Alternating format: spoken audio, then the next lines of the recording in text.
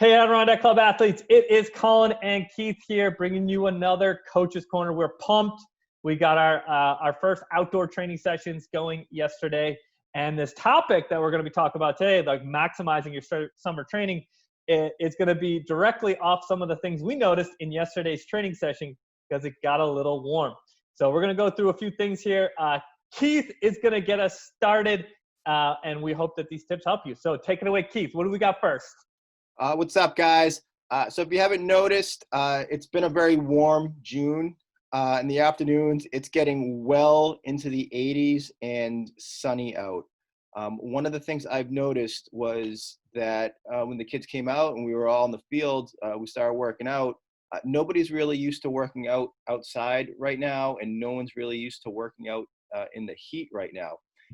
This is called getting acclimatized to your environment.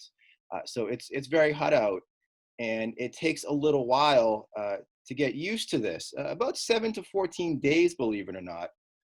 So if you're outside working out with us, and you guys, a lot of you have started practice. I know a lot of baseball practices have started, some lacrosse practices have started, and everybody's outdoors. It's going to be hard. I just want you to know that it's okay. It's hard for everybody right now to get back going, especially outside if you've been inside for 3 months. Every athlete goes through this. So it takes about 7 to 14 days for you guys to actually get acclimatized to that environment. But you're going to be fine. I promise you. All right. Coach Colin promises you too. Yeah, just got to get up there, get exposed to it. Yep. So it is perfectly normal. It's going to be difficult, but we got your backs because we're going to lead right into our next topic, which is hydration. Everybody outside, you guys have to be bringing some water. When you step onto the field, you're already a little bit dehydrated, about 1 to 2%, give or take. So if you are 1 to 2% dehydrated, your performance is actually going to start to decrease. When you start going higher than that, your performance is really going to start to decrease, probably about 25% or more. Bring plenty of water, bring plenty of cool water. Sip it throughout the workout. I know a lot of information out there on the internet says drink 8 ounces every 15 minutes or whatever. The truth is, guys, just keep drinking water. It's okay.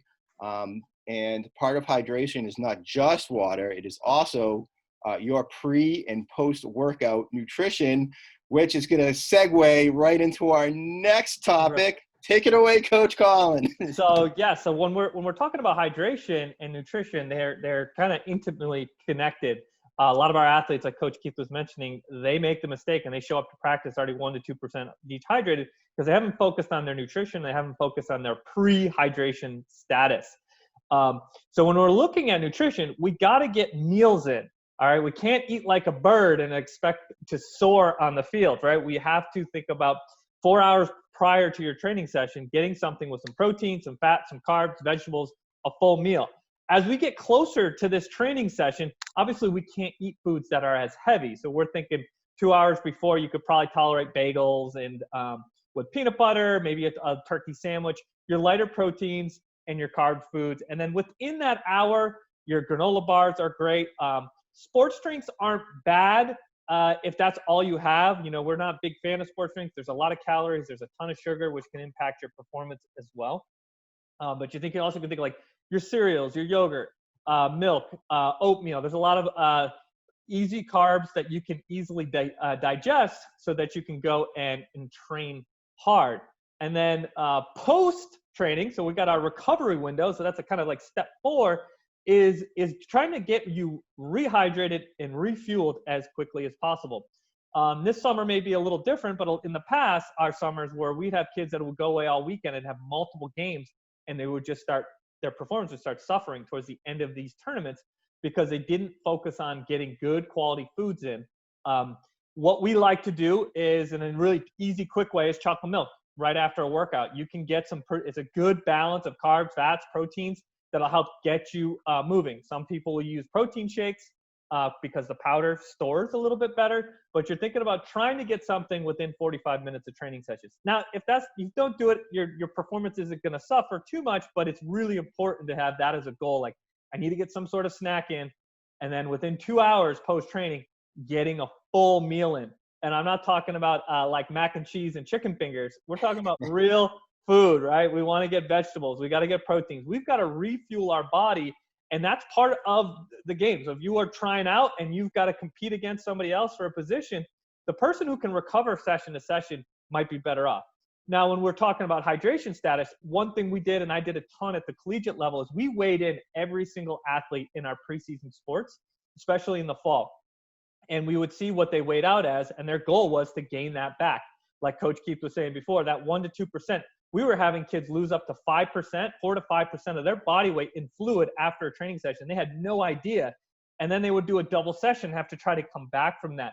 So that's a good way to look at your intake, especially food and water. And if you drop below that 3% post-session and you weigh in for your next session, and you're still below that 3%, you are in the danger zone for performance. And from what I saw as an athletic trainer is heat exhaustion and a few other cases that got into some pretty severe heat exhaustion. So this stuff is really important to maximize and kind of battle the elements.